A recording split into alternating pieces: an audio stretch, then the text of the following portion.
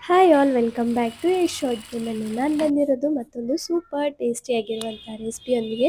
ಒಂದೇ ಥರ ಎಗ್ ಆಮ್ಲೆಟ್ನ ತಿಂದು ಬೋರ್ ಆಗಿದ್ದರೆ ಈ ಡಿಫ್ರೆಂಟ್ ಟೈಪ್ಸ್ ಎಗ್ ಆಮ್ಲೆಟ್ಸ್ನ ಒಂದ್ಸಲ ಟ್ರೈ ಮಾಡಿ ನೋಡಿ. ಟೈಪ್ 1 ಹೆಂಗೆ ಮಾಡೋದು ಅಂತ ನೋಡೋಣ ಬನ್ನಿ.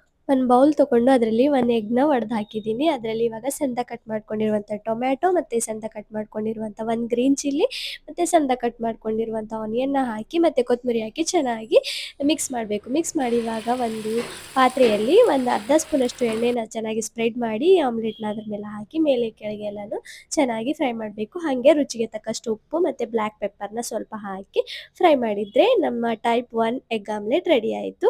ಇವಾಗ ಟೈಪ್ 2 ಎಗ್ ಆಮ್ಲೆಟ್ ಮತ್ತು ಅದೇ ಬೌಲ್ನಲ್ಲಿ ಒಂದು ಎಗ್ನ ಒಡೆದು ಹಾಕಿದ್ದೀನಿ. ರುಚಿಗೆ ತಕ್ಕಷ್ಟು ಉಪ್ಪು ಮತ್ತು ಒಂದು ಸ್ಪೂನಷ್ಟು ಖಾರ ಹಾಕಿದ್ದೀನಿ.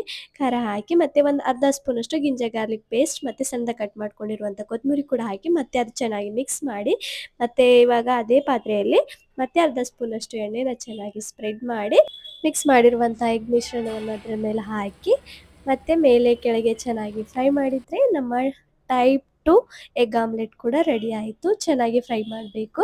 ಮತ್ತು ಇವಾಗ ಟೈಪ್ 3 ಎಗ್ ಆಮ್ಲೆಟ್ ಮತ್ತು ಬೇರೊಂದು ಬೌಲ್ನಲ್ಲಿ ಮತ್ತೊಂದು ಎಗ್ನ ಹಾಕಿ ಒಡೆದು ಹಾಕಿ ಇವಾಗ ಅದರಲ್ಲಿ ರುಚಿಗೆ ತಕ್ಕಷ್ಟು ಉಪ್ಪು ಹಾಕಬೇಕು. ರುಚಿಗೆ ತಕ್ಕಷ್ಟು ಉಪ್ಪು ಹಾಕಿ ಮತ್ತು ಸಣ್ಣ ಕಟ್ ಮಾಡ್ಕೊಂಡಿರುವಂಥ ಆನಿಯನ್, ಸಣ್ಣ ಕಟ್ ಮಾಡ್ಕೊಂಡಿರುವಂಥ ಕೊತ್ತಂಬರಿ ಹಾಕಿ ಹಾಗೆ ರುಚಿಗೆ ತಕ್ಕಷ್ಟು ಉಪ್ಪು ಹಾಕಿ ಚೆನ್ನಾಗಿ ಮಿಕ್ಸ್ ಮಾಡಬೇಕು. ಮಿಕ್ಸ್ ಮಾಡಿ ಮತ್ತೆ ಅದೇ ಪಾತ್ರೆಯಲ್ಲಿ ಒಂದು ಅರ್ಧ ಸ್ಪೂನಷ್ಟು ಎಣ್ಣೆನ ಚೆನ್ನಾಗಿ ಸ್ಪ್ರೆಡ್ ಮಾಡಬೇಕು. ಮಾಡಿ ಇವಾಗ ನಾವು ಈ ಎಗ್ ಮಿಶ್ರಣ ಕೂಡ ಅದರಲ್ಲಿ ಹಾಕಿ ಇವಾಗ ಅದರ ಮೇಲೆ ನಾವು ಒಂದು ಅರ್ಧ ಸ್ಪೂನಷ್ಟು ಬ್ಲ್ಯಾಕ್ ಪೆಪ್ಪರ್ನ ಹಾಕ್ತಿದ್ದೀನಿ ಮತ್ತು ಒಂದು ಅರ್ಧ ಸ್ಪೂನಷ್ಟು ಚಿಲ್ಲಿ ಫ್ಲೇಕ್ಸ್ನ ಹಾಕ್ತಿದ್ದೀನಿ.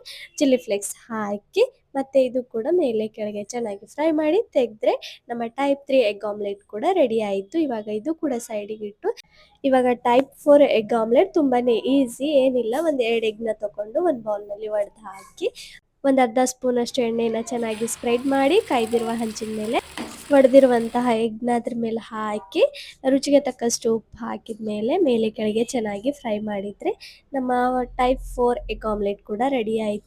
ಒಂದೇ ಥರ ತಿಂದು ಬೋರ್ ಆಗಿದ್ದರೆ ಒಂದ್ಸಲ ಖಂಡಿತವಾಗ್ಲೂ ಟ್ರೈ ಮಾಡಿ ಎಗ್ ಆಮ್ಲೆಟ್ಸು.